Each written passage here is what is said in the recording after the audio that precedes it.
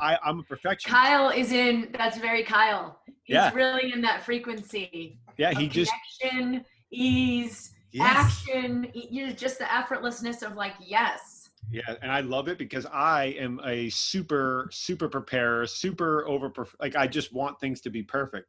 And he's taught me through this whole entire process to really relax into just doing without thinking too much about outcomes and details and if this thing happens or that thing happens. And it's been transformational, really has. So that's what we did. You function more from the heart instead of the mind.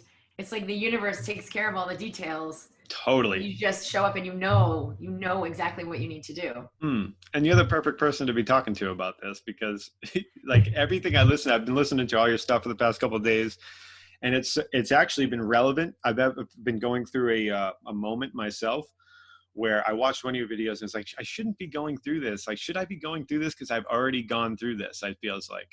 And I've had a lot of these moments lately where I've been doing deep work for a long time now. I mean, probably it's got to be over 10 years now. And when things reoccur that I thought I've already worked through, the level of frustration that occurs for me and then it messes me all up. I get like super in my head, super angry. Wow. Yeah, it's intense. So a lot of that's been going on lately. So it's good to remember it's a spiral. You revisit layers of things from the new perspective you're in today or from the new perspective you're in next week. And it's the same layer. It'll feel like the same it is the same frequency. It'll have the same texture and the same, exact yuckiness. Yes. It just, you'll move through it much, much, much more fluidly. But I'll tell you that it is the same ucky heaviness exactly where you left it that you're like, oh no, I thought I escaped this. But you're not meant to escape any of it. You're meant to neutralize it, be in acceptance of it. Yeah, almost be able. It's like a speed bump there, or something that you drive over and forget about every day on the way into work, and then eventually you just like remember the speed bump. So there's not that day of like smashing into me. Oh, I hit that speed bump again. You finally get to the day where you remember it before it and like, oh, I'm gonna roll over it this time. Still and there. It can be smooth. Yes. If you are in resilience with it, and it can actually be joy. Like that's when life begins to be experienced as pure joy. If we can be in acceptance of all that is as it is. Which has been, I get with coming from a perfectionist background, it's been like it's like a juxtaposition. My which is so good to talk about this because I've discovered personally that my body has so much memory of how I think things are supposed to be.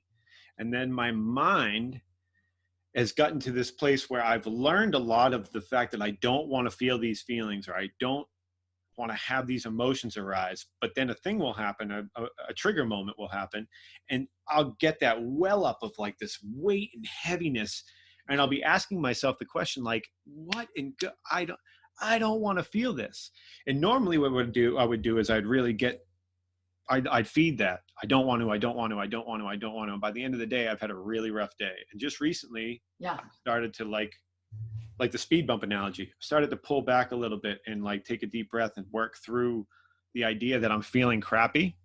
You know what I mean? Instead of being like, I don't want to feel crappy. Like, let's feel the crappy. And switch it. I want to feel crappy. I want to feel this. I want to feel this. That's what I do. We should record if we're going to go on to all this. We're in. I go right in. I go right into recording. We're already in it. Oh, here we are. Yeah, we're in. Go to town. We start talking. I should have told you that. I apologize. This is normally I have a whole different protocol, but this is things I'm working through. I would normally call you before. We'd have a whole conversation. But I'm trying to start being a little bit less, as weird as this is going to even sound for me being a perfectionist, less prepared. Because sometimes my over preparedness would cause me to go down these rabbit holes of thought instead of being here and paying attention, So I've let myself operate like that for quite a while because of what wants to come through is too big to come through the channel of the calculating mind. And so if you can let go, unbelievable things can come through and people feel your heart. So it's the frequency you're in that they feel and not the content or the thing the mind thinks is perfect. So Yeah, that's So here we are in it. Here we are in it. Yeah. And, you know, it's all good too, because I think that that's probably another thing that I've learned the most, because my first few podcasts, I would actually make a list of things that I wanted to talk about with like every single guest. And it was so tough. Yeah. And then I one day just hit record and we started having this conversation, and the conversation was so real and visceral that was the one that felt so real. It just felt like, I don't know, it was the one that got the most information across. It was the most in depth. It was vulnerable. It was all that. So that's probably been the best way for me to just get after it, is to just kind of have the conversation, and then at the end be like, wow, look what we just talked about. Yeah. Well, that's when you can have something more powerful than you come through. And that's what I've seen as a doctor, what heals the body, what creates a whole new world, like what creates really powerful things in the world. But if you think it's you, well, then you're really limited, because you know your own inadequacies and you know your own imperfections. You know you're not quote unquote good enough. So you have all those conclusions, but something bigger wants to come through anyway. So if you let go, then it can.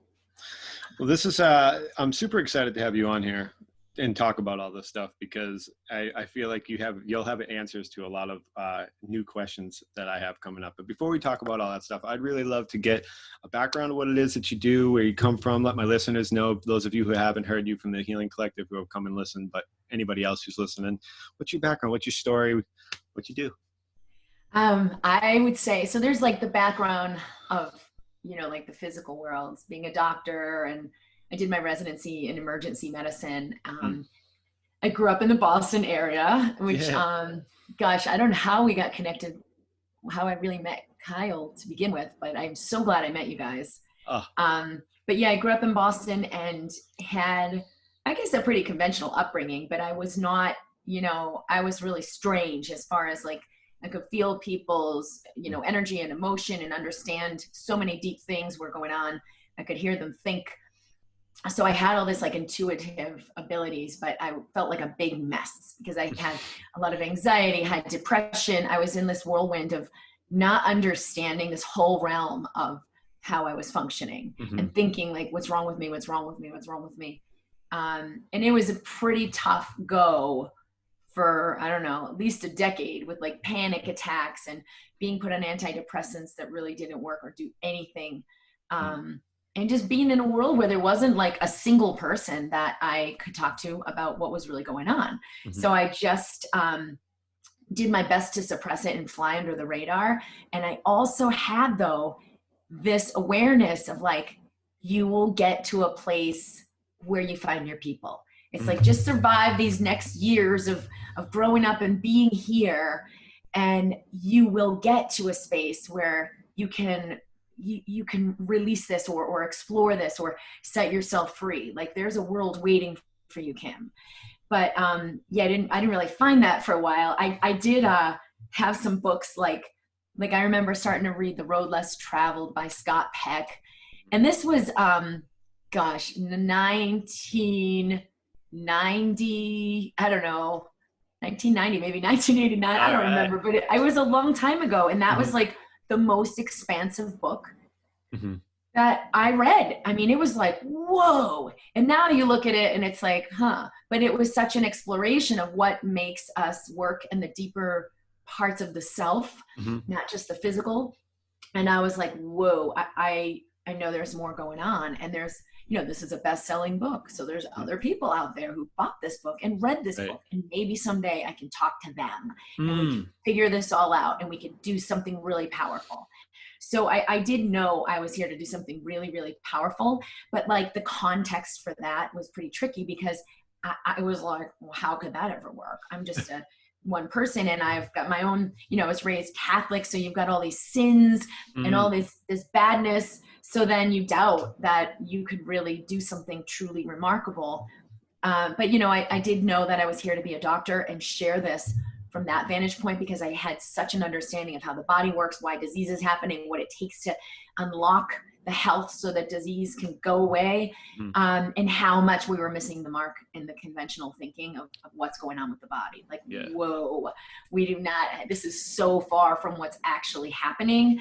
And I had this awareness. So it was like, I've got to come to that space where I can share this with the world. And I knew that becoming a doctor was like the way to change the medical system and really have an impact. So that was all kind of a download at age 16. You know, that was a pretty intense time to have an awakening experience in Boston as a Catholic. Oh my God. Yeah. Jeez. So, you know, it was years later finding spiritual work or spiritual communities and really having connection and also guidance from people who had grounded it in more than I had, who could help me connect with my own guidance and come into the awareness that there's power within each of us and that it's okay for me to work with this and let it be free and explore this. It wasn't weird. It wasn't a psychiatric illness. You know, because I was diagnosed with like psychiatric illness, and that was a big stigma, negative stigma. It wasn't until, I don't know, 25 years later that I read, what is the culture where it's viewed as a blessing and a gift, where basically they understand that it's necessary to have a mental breakdown in order to awaken to higher awareness, higher insight, higher functioning, and like they would actually revere these ones who were like the medicine man. But that person had to be like not in the mental capacity, not in the mental functioning of the ordinary consciousness. So this was a whole new perspective that I realized, like, oh my gosh, I can see why that breakdown, so to speak, was necessary in order for me to connect with a higher realm of truth, a higher realm of awareness, a higher realm of insight, and let that all come through. And it was destabilizing to restabilize into a new consciousness, literally. Oh yeah. Have a completely new foundation of reality. And that's where I've very solidly anchored. I have a very functional life. You know, I've completely released any stigma around, quote, mental illness. Like, I'm really proud that I have stabilized into the truth and let the lie fall away. But yeah, that was a challenging journey that was really lonely at the time. Oh yeah. I can only imagine, especially, you know, like the spiritual journey in itself, especially, it seems as though, and you come from the Boston area too, it's too esoteric for some people. You know what I mean? Yes. It's too, I've been trying to refrain from using this word, but it's woo-woo to people. They don't see the validness in it. And maybe you can speak to the fact that coming from an emergency medical background, maybe why it's so hard, because it's actually really awesome to hear, knowing that you are in the doctor, like the actual medical field, but you see the spiritual side, because I don't think that those two blend commonly in today's day and age. We don't have a lot of doctors thinking about the spiritual side of life and the part of the body that is not as visible to the human eye, you know what I mean, that's measurable, that it's, you know, it's like it's something totally different that actually depends more on the patient being the person telling something. Maybe you could talk a little bit about like why you think that might not be, even now that there's so much science, there's so much more stuff coming out, that it seems like it's like stonewalled almost. Okay, so I'm going to tell you this, and I think the people who are listening to this particular podcast will kind of get it, although I wouldn't ordinarily go there. I was making my tea this morning, and I have these like special herbs I put in there, and I always feel so like this really beautiful feeling to take care of myself like that, because I know what it does to my body. Yes. The first time I made this mix, which is, there's a book called Ancient Secrets of a Healing Master, and this physician basically trained in this ancient Indian healing art, and ended up teaching thousands and thousands of people to like cure all kinds of diseases, like very, very severe situations. Anyway, I read the book, and there's this one tea, and it's a pretty complicated mix. We put all these different things in it. And the first time I made it, I realized, whoa, I found my way in the matrix to the substances that will nurture my body into the awakening that I already am. Because it's one thing to have this higher awareness of light and truth and power. But then how do I actually get my body functioning at that level so I can speak it, I can live it, I can share it, I can have greater awareness of it and like let it in. Your body is a vessel of transmission. It's a receptor. And so how do I feed this receptor so it can let in the wisdom that I am? And so the first time I was making it, I was like, wow, I found my way through the matrix to this magical formula I could have never known that is really nurturing me to wholeness. And so this morning, as I made it, because I made another big batch, I was thinking about all the things, you know, my husband and I always say, how do you rule a global society? And there's like the simplest things that are happening, right? So fluoride in water, put fluoride in everybody's water. This has been shown to calcify the pineal gland. And the pineal is what's been shown where we access divine awareness. We access the total knowing. I'm one with all beings. Oh yeah, it's so obvious. I'm connected. We feel it, we sense it, we see it. It's like, we don't have to believe it. When your pineal is open, you know it and you have evidence of it coming at you all the time. But fluoride is one of the substances that is shown to calcify the pineal gland. My husband's a radiologist, and he said it's almost universal by a certain age that the pineal gland is calcified. Wow. And you know, you note it on the radiology read, and you're reading an MRI or CAT scan, and you note it as an aside, but he's like, oh, it's like a nothing finding. It's pretty much universal that that's going to happen. Whoa. Yeah. So we're just living in this society that's like, oh yeah, no big deal. Pineal, what is that even for? Because we've been so disconnected from the technology of the body as a spiritual vessel, as a vessel for higher awareness, information, and downloads. So, you know, even something as simple as like, you know, I'm drinking my tea, but we're definitely not drinking fluoride all day. That's one way that we can look at what are we doing to the body and nurture the body into living in this truth. So the more we suppress that, the harder it is to see. You're like, I'm a physical being and I'm separate from everyone. And all the old systems that are falling apart right now are founded on that truth, the truth that you're physical, you're separate. If you want to change something, you got to work hard at it and make it happen. And that's not actually the truth. But because so much is founded on that, that's what we're taught. That's what we're learning. And because of the way we're just sort of receiving what we're getting. Oh, hey, I'm told that this is good for me. I'm going to just drink fluoride. But if you look, it's not hard to find. If you look, is there actually any research behind this? That, you know, who's sharing that information? Is it true? You can find really quickly like, oh my God, are you kidding me? This isn't even true. No. And then you look at one thing after another that are just givens in our society, in our medical system, that are false, completely false. It's so and scary. Then you see the whole house of cards crumble. Yes. So, I mean, is it difficult being in the industry now, witnessing what's going on? You know, is it difficult knowing that you know a whole nother side of this that is much less invasive and dangerous? It's like much less dangerous and much more natural. And then seeing so many people still grabbing onto the advice of these of people that are still shelling out the old school, like, yeah, go ahead, drink the fluoride, take all the things, just do it all, because it's, even though like there's so much evidence now that this is probably not the best thing. It's like back in the day, like your doctor smokes Camels, you should too. Like that's like, think about that. Like there was a time when that was actually said, like there was a commercial and the doctor was smoking a Camel cigarette. You would never see a doctor smoking a cigarette now and promoting it. But for some reason, the science is coming underneath of some of the stuff that we've been doing, all these practices for so long, that are probably not the best, and they're probably hurting us more than they're helping us. But there's like this dogmatic stuckness to it. Is that in the body? Well, it's not challenging for me to navigate this reality, knowing what I know and seeing what's happening. And it could be, and I think it is for a lot of people who begin to become aware. The first thing, you're pissed and you're like, I've got to advocate for this thing. And so you're fighting against the system, so to speak. You're fighting against something. And that is not as high a frequency of allowing, embracing all that is, and allowing your light to shine through. So if I were fighting the system, I would be doing it really, really differently.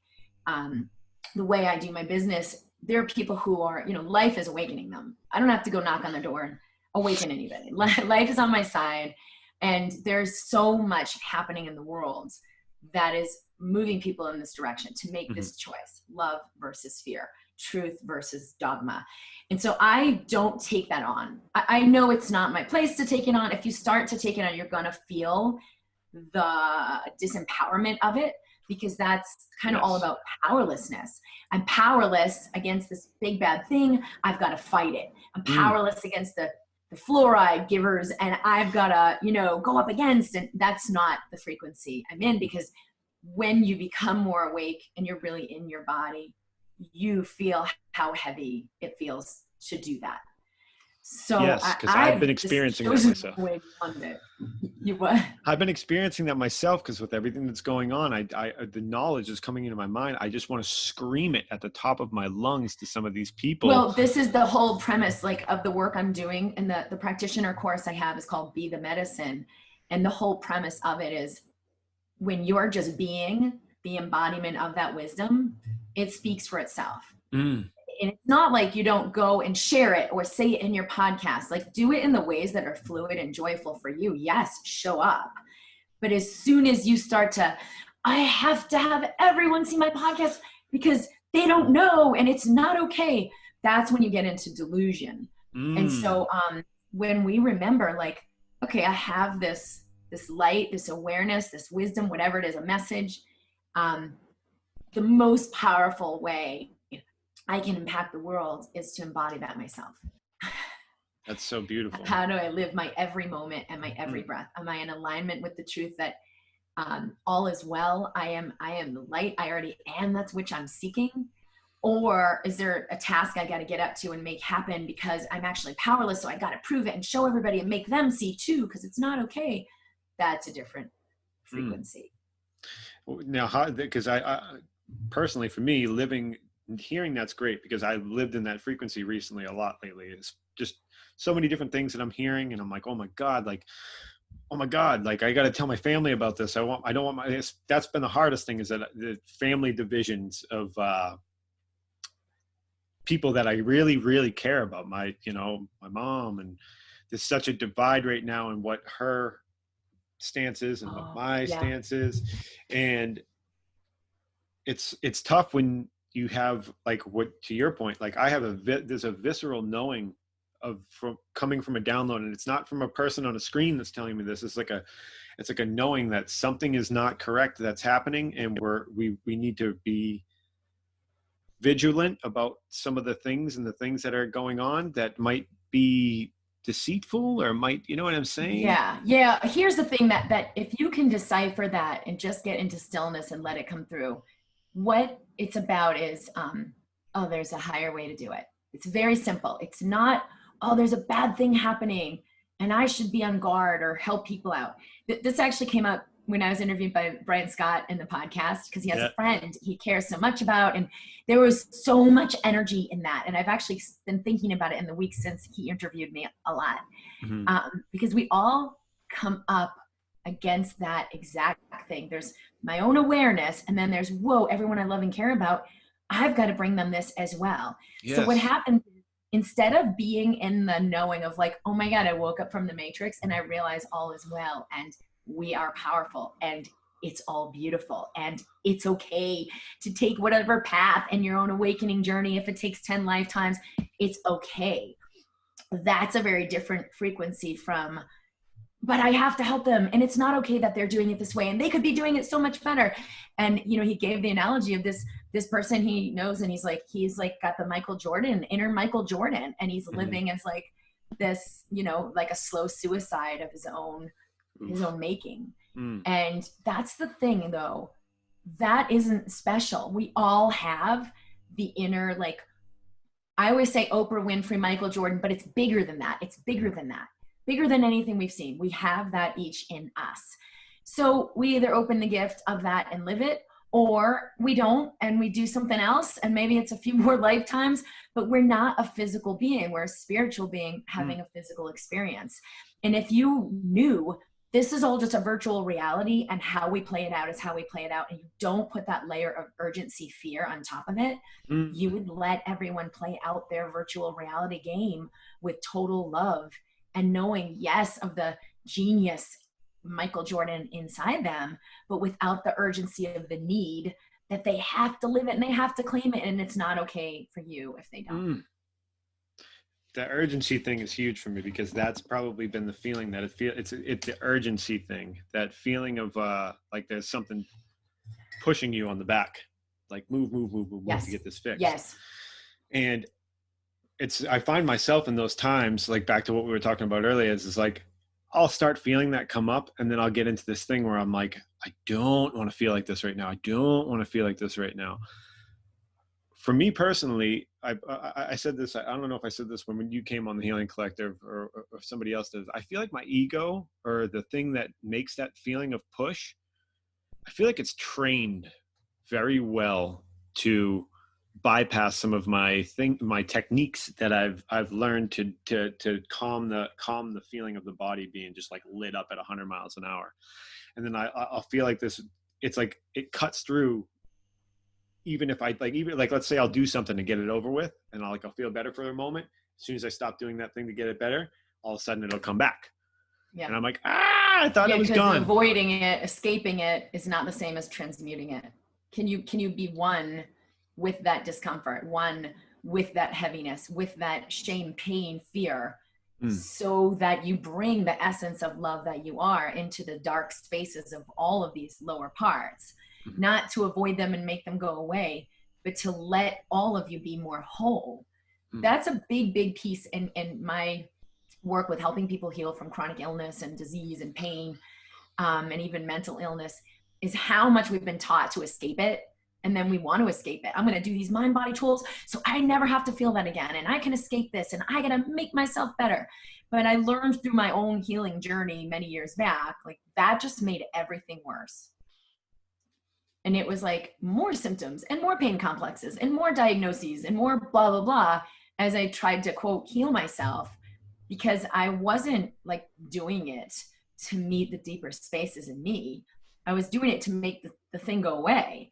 Yeah, so when we meet the deeper spaces in ourselves, the thing goes away. It's not the truth of who we are. Like, you will heal. You will see money come fluidly. You will have harmonious relationships. But when you do it to get the thing, it's exactly the opposite. That's so true, because that's been my hardest thing, is deciphering how to go from getting the thing to just resting in the feeling of the discomfort, because it's so uncomfortable. I mean, when I was young, like I had a suicide attempt as a young kid, and I had deep depression as I grew up, and anxiety, and this feeling of like wanting to run away so bad that would be like the trigger. Like, I want this thing to shut up so bad, and not to sound really morbid, but like I'm willing to like put a hole in the side of my head so I don't have to hear it anymore. Like, and that's not just me personally. I've talked to other people who are dealing with that.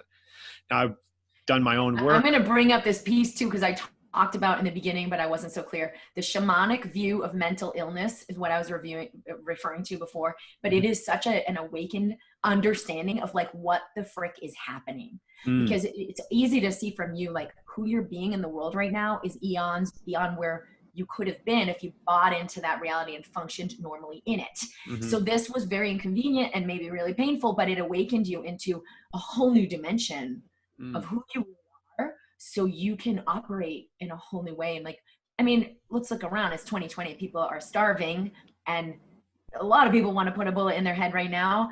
And what can we do to like be the medicine in the world? We have to meet our own pain. We have to meet our own fear. We have to meet our own serious depths of darkness in order to bring more light. That's the only way more light can come into the world, is when we meet our darkness, which is exactly what you did. And maybe not the neatest way, but like for me neither, it wasn't. No. But bravo. Thank you.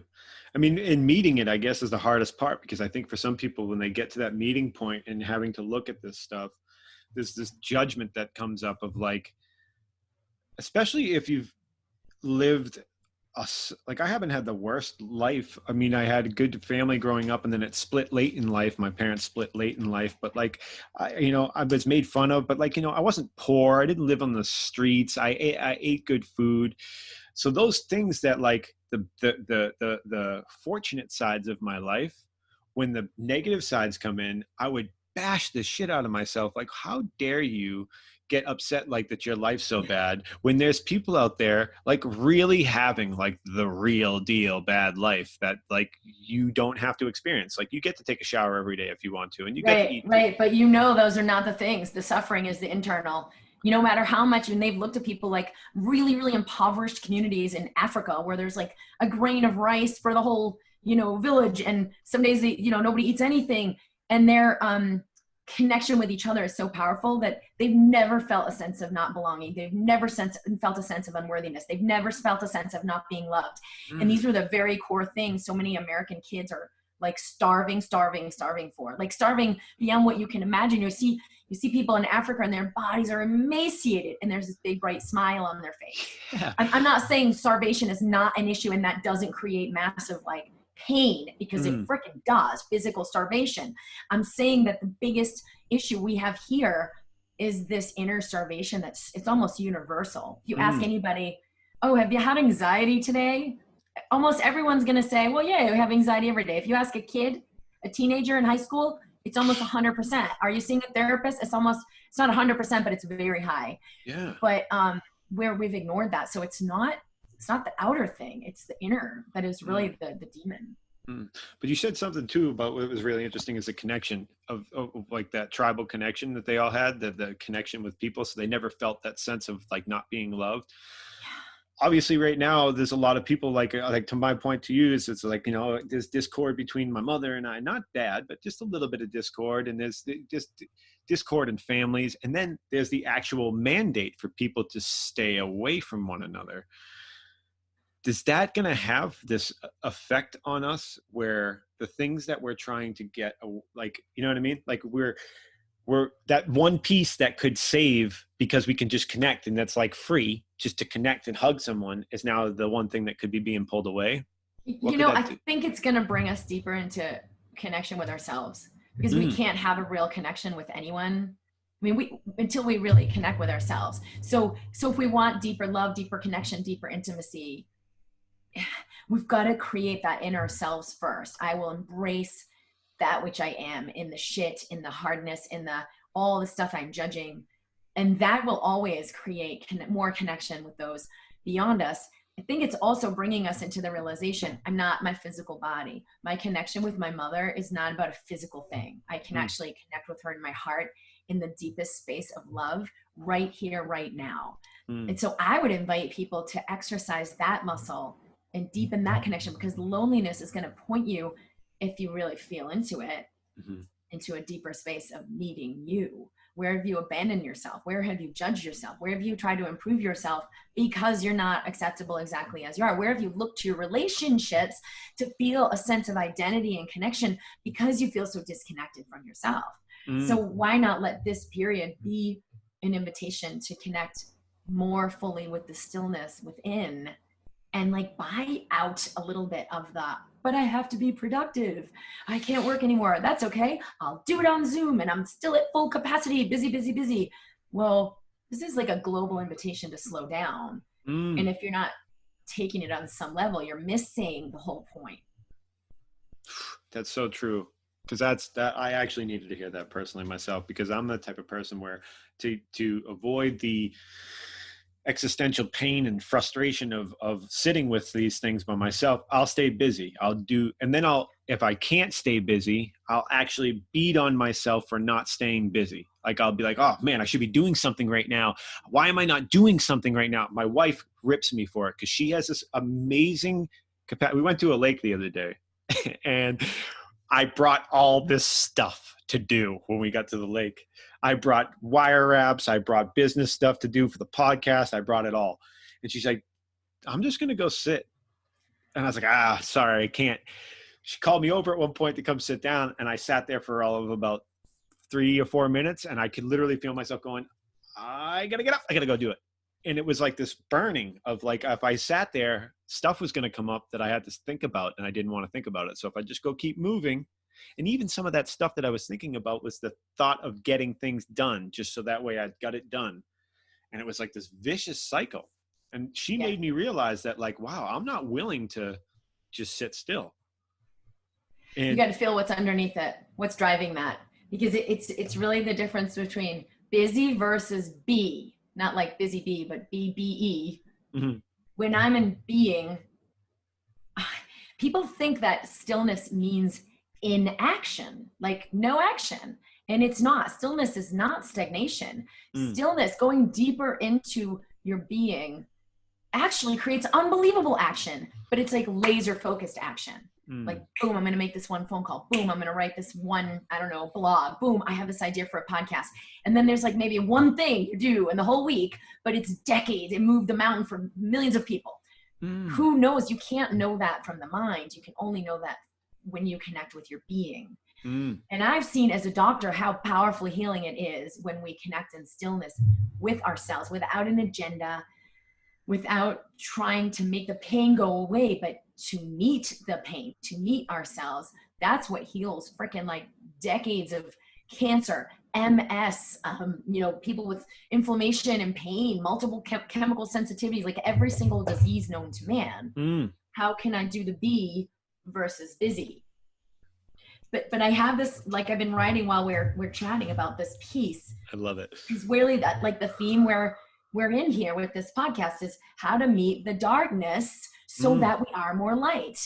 And the first piece is one, you let yourself begin to really get what is going on. This is not the wrongness of you. This is not the problem to fight. This is not the scary monster that like everybody told you just avoid at all costs. This is your awakening. What's going on is like, whoa, these are the depths of the depth of the depth that I've avoided, that as I'm asking for more abundance and more love and more purpose and more health in my body is exactly what needs to move.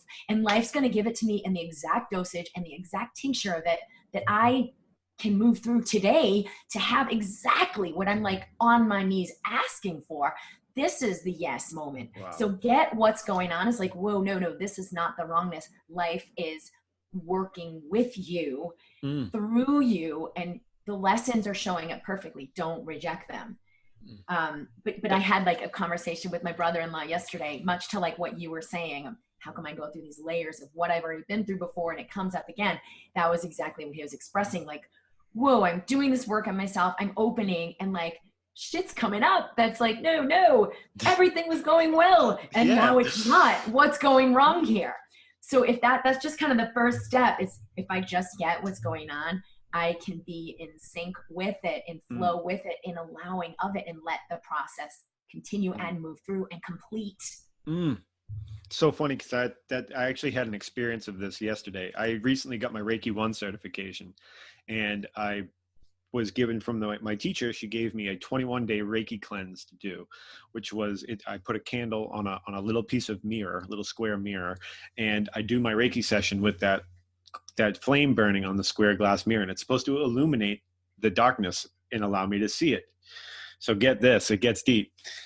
So Kyle and I have been having conversations about what I've been going through lately. And he's like, man, this kind of sounds like you could be going through some past life stuff, man. Maybe this is something from past life. And I'm like, I don't even know how to access that stuff, man. I was so frustrated. I was like, past life, bro, how am I going to get into that right now? I'm so frustrated. So I sat down with my Reiki, did my Reiki practice yesterday, and I got to my root chakra. And I really got to this moment of like fully just letting go and experiencing. And I had this past life moment come up that tripped me out. That I was a prisoner in my past life, and my top of my head blew off, because I was like, whoa, that explains X, Y, Z, like why I hang on to things, why I overanalyze everything before I do it, because it could be the last time I do it. If I'm gonna, like, there was so many things that popped up, and it was like a layer that I was afraid to dig into. But there was a moment, like I started my Reiki I started at the top of my head, and it took a while to get down to my root chakra. But when I was up here, it was almost like I got anxiety. And then as I started to let go, right, as I got down to like my solar plexus. And then as soon as I got down to my root, is when I finally had this moment of like, the voice I kept hearing in my head was just watch, just watch, just watch. That's all I kept hearing. Because normally I'll watch, and as soon as I see something, then I'm like, oh, whoa, whoa, whoa, whoa, whoa, whoa, whoa, whoa, whoa. Because I'm the type of person that, like, you know, you hear the phrase so many times, your thoughts create your reality. So I'll buy into that in a sense of like, oh shit, that means if I thought that, then my reality is going to show up. And I just thought something that I wouldn't wish upon my worst enemy. Yeah. And I thought it. Does that mean it's going to happen? And then I would go down this rabbit hole of like trying to not think what I just thought. And I don't know if you've ever talked to anybody about that before. Oh, I can definitely relate, because it's actually your consciousness that creates your reality. And this, I think, is one of the biggest, most important pieces I brought into my practice of medicine is, you know, because people begin to understand that, and it's really scary. If I'm in the consciousness of, it's okay to have this thought, I allow and embrace this thought, then I'm in a really high frequency, and those thoughts can move through. They do not create, because it's my consciousness that creates my thought. If I'm in fear, oh no, I had that thought, I'm not okay, I'm not safe, it's going to be limited, I've got to make sure, then I'm going down to the resonance of that thought, and that does get created. So it's just, and that's okay. Either way is okay, because what will happen is it will play out in your life so that you can make a new choice and become more conscious. There's no other reason for it. It's not to punish you. It's not to inconvenience you. It's to assist your awakening, that you're like, oh, this shit's going to play out, and I'm going to sit with it. So if I couldn't just sit with and presence the thought, can I sit with and presence the circumstance? Like, so-and-so's yelling at me. My business is falling apart. My bank account looks like it's empty. But I can breathe in and breathe out, and just 2% be the consciousness of, I allow and receive this. I remember that I'm love. So it's okay either way. But you can remember, like, oh, if I just allow this thought, my consciousness is what creates my reality. The thought will move through, and it's irrelevant. That's so huge for me. It's so huge for me to hear. Like, because I guess it's almost like you drop the victim stance at that point. It's like you drop the being a victim. Yes. You know, one is powerlessness and the other is total power. Yeah. Oh, that's awesome. Like that helped me, and I know I can actually know that now and help. This is something that we've talked about, and an understanding I've learned is that when you understand these pieces of yourself, it gets easier for me to have like those moments of like when I have someone that I truly love that they don't get it yet. I can understand it now. That just made me, that moment right there literally just made me understand someone in my life, because they live in victim constantly. And now I can see why, when they have their thoughts that they keep talking to me about, why it keeps showing up in their life, because vibration. Well, and why they're showing up in your life, which is an even bigger meta view. Why is this showing up in my life? Where have I not met full compassion for this experience and the space that person's in myself? Whoa, Dr. Kim. Wow, you're blowing the top off my head so many times today. It's so good. It's so good. Because it really is. It's like, I get you, when you look at life as like, and I've said this so many times, and I got to drink my own Kool-Aid, it's that Ram Dass says it, or I shouldn't say I say it, Ram Dass says it. Your life is your curriculum. Everything's here to teach you. And if I can ride that wave and get off of the everything's here to punish me wave, it has a tendency to really be a lot more fruitful. There's like a gain in like, it's like it becomes work that you get a paycheck for, instead of work that you end up getting more work handed to you for. Like, it's like, you know what I mean? When I sit in the victim stance, it's like, oh, you think you fix it, and then it comes back again, and then you think you fix it, but if you can just sit with it and be like, oh, there it is again. How you doing? There's nothing to fix. Yeah. Be at peace with what is, and that transmutes what is to something higher. If you remember all is love, there's nothing to fix. But how easy it is to forget when things feel uncomfortable. Totally, Because totally. we're so sure of our victimhood and inadequacy that we're like, oh, just in case, let me make sure I cover these bases. Yeah. And the body is such like a, it's a chemistry set. And I know that there are chemicals that are dumped into the body during certain times, and understanding that those, like the different cortisol and serotonin, the differences between these things create different feelings inside the body. I know that I learned a lot about like how bad my adrenaline was when I would get my super panic attacks. Like adrenaline would flood into my body to the point where I would literally feel like somebody was hanging me by a thread off the edge of a building, and like it was seconds away from breaking. That's how much adrenaline would pour into my body just having a conversation with somebody. Yeah. And it was Yeah. Hard to imagine. completely debilitating. But as I worked through it and understood it and understood the chemical reaction that was happening, even when I would get panic attacks after that point, once I understood the actual chemical reaction that was going on, I was like, okay, there's going to be a moment of me working through this, even once I start understanding it, because the chemicals got to work through the body. That's where you transmute it. At ease with the fear. You're like, okay, unthinkable fear, and take even just 2%. It's okay to have this experience. It's not intuitive in a world where that tells you disease is wrong and bad and you should fear it at all costs and fight it at all costs. And then you have that inner experience. But if you can just 2% make a little space for it's okay to have this experience, it will unwind. That's exactly how I resolved, years of severe panic disorder, panic attacks myself. But like I said, this was way early 90s. I mean, I was just clueless. I didn't ever even heard the word anxiety and panic attack. I didn't even know what was happening to me. I thought I was possessed by the devil and did something wrong and I need an exorcism. That's the only context I had for anything spiritual was this religion I was raised in. So that was tough. Unbelievable.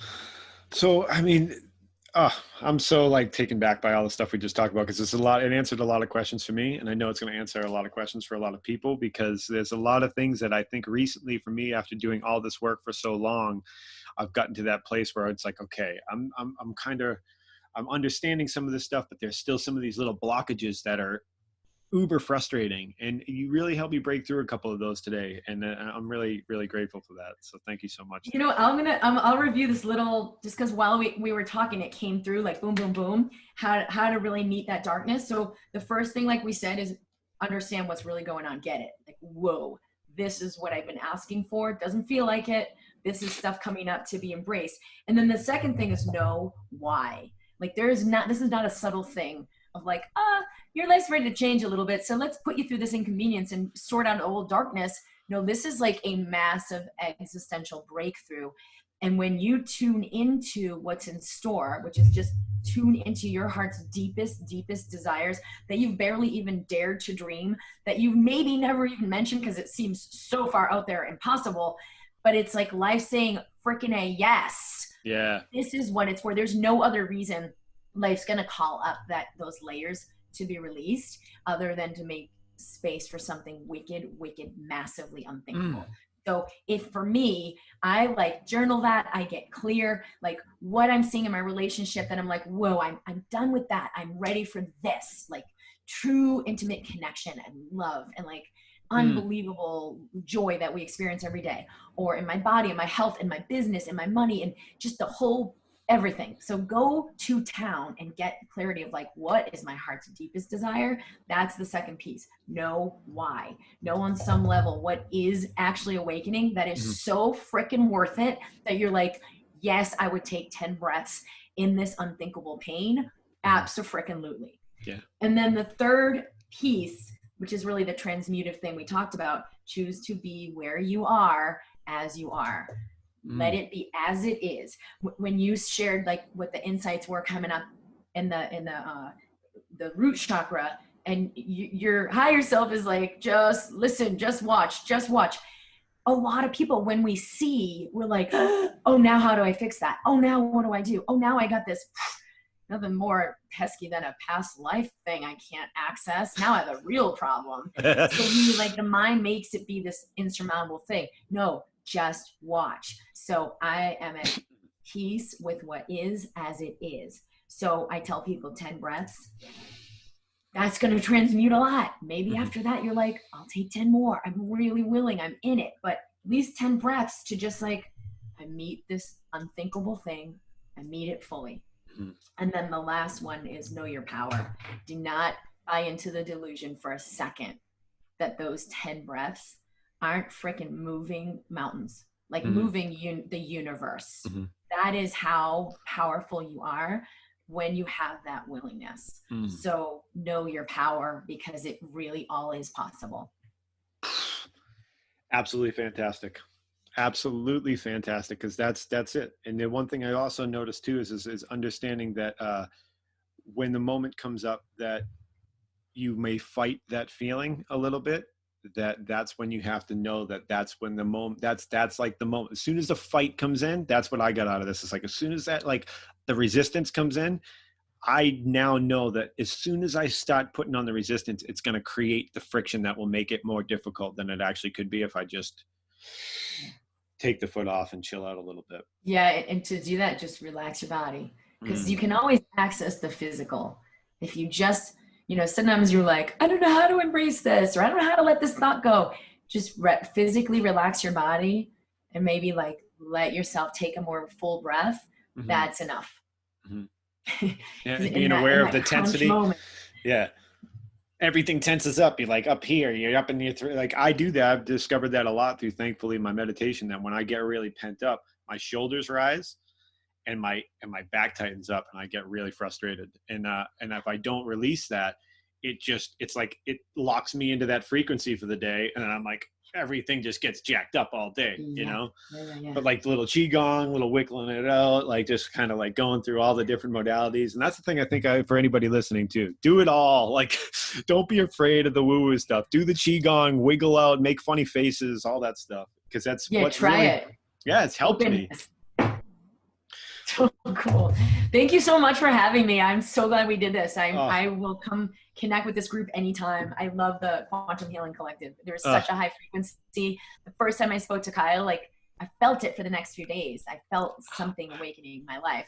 And then when I came to connect with the group and share, it was